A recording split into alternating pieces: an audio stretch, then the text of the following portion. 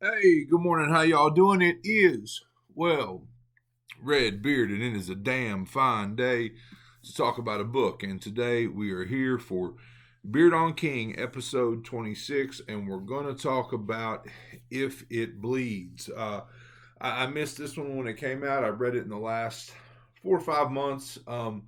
Picked it up because, again, not to be repetitive, I'm often repetitive, but the book Holly came out. I got it in October and it pulled me back in, and I went and reread The Outsider. I had done it on audiobook before, but I needed to reread it, and then I picked this one up because I needed the rest of the Holly Give Me stories. I'd already done the 3 book Mr. Mercedes series.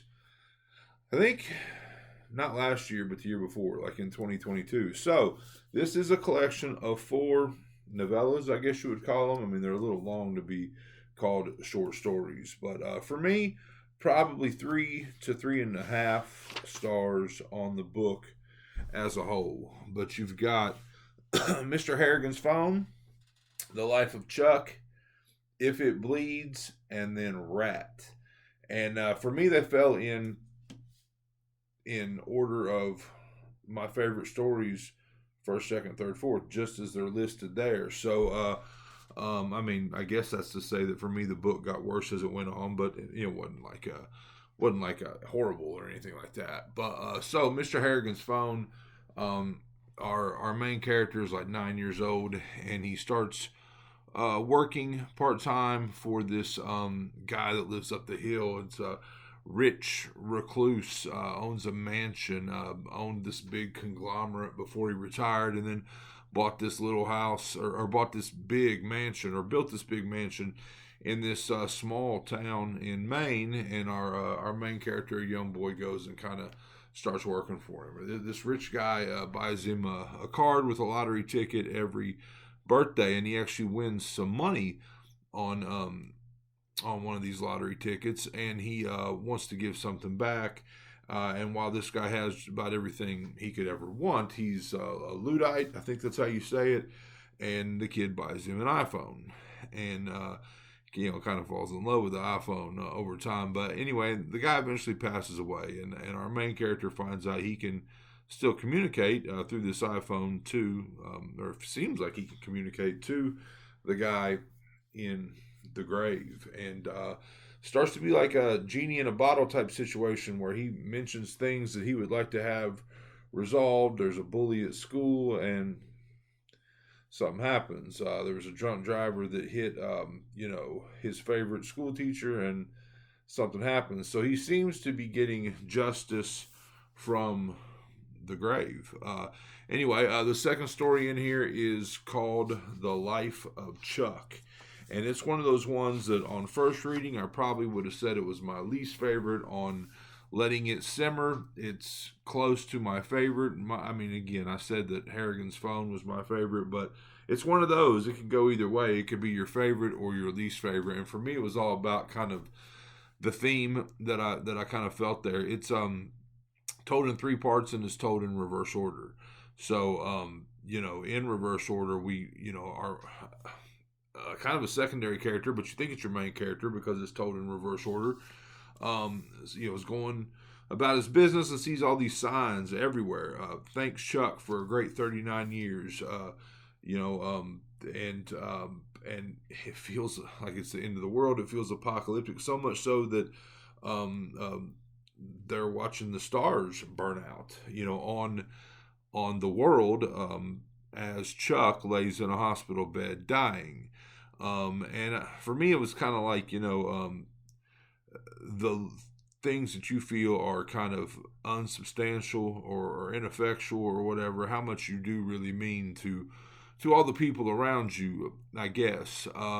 Part two, we flash back to Chuck, and he's runs into this busker. She's playing music like on a street corner, and he just kind of lets loose and just dances, and almost to a to like a weird level. And I mean, everyone around is into it, watching what he does and whatnot, and the music stops, and he kind of goes about his business. But And then we flash back even further, and we realize that at a young age, he started to develop this love of dancing.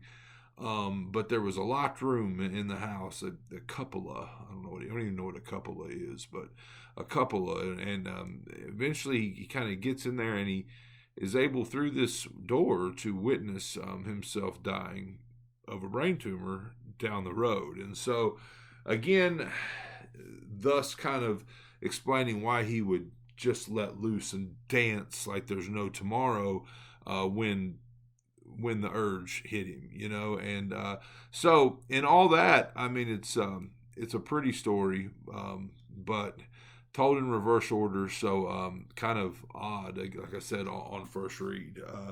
The third story in the book is If It Bleeds, the title track, and that is the Holly Gibney story, and it's kind of a follow-up to The Outsider. I mean, so much so that she witnesses like the aftermath of a school bombing on the news, and she thinks something's off about the reporter, like he was the first on the scene, and she pretty much immediately jumps to the idea that he's an outsider and that he feeds off these traumatic events, and so much so that he may even be responsible for creating the traumatic events that he's then first on the scene and then feeds off of. So it's it's a cool Holly Gibney story, but it's not my favorite. Like, for me, it wasn't as good as like Holly, and it wasn't as good as The Outsider in my particular opinion. And the final story in the book is Rat, and it's my least favorite in the book. A man, he's a writer. He's had some short stories published. He's never conquered the novel, and when he tried, like in the past, it just like his mental health just degraded. But he's got this idea to try again. His wife is she's not very happy about the idea, but he goes away to this family-owned cabin and tries to write this Western thriller novel. And the weather gets bad. He gets sick, and is visited upon by this rat. And much like the old deal with the devil that we've probably read about 1,000 times, he makes a deal that he'll finish the novel, and the novel will be successful, but someone close to him, a loved one, will die in order for this novel to be successful. He's in the delirium of sickness and everything, and makes the deal. Whatever, no problem, sure, and makes the deal, and you can imagine, what's going to happen there. So, very Button by Richard Matheson, but also, just again your standard making a deal with the devil thing. So that's it for novellas in this one. Again, I picked it up because I had to be a completist when it came to Holly Gibney, but it ended up being only my third favorite piece of the book. So really dug Mr. Harrigan's Phone and liked The Life of Chuck. But again, I think I'm probably 3 to 3.5 stars on the book as a whole. So yeah, this has been Well Read Beard. I hope you enjoyed it, and I hope you're enjoying all your books, all of them, as much as I am. If not, you're reading the wrong damn books.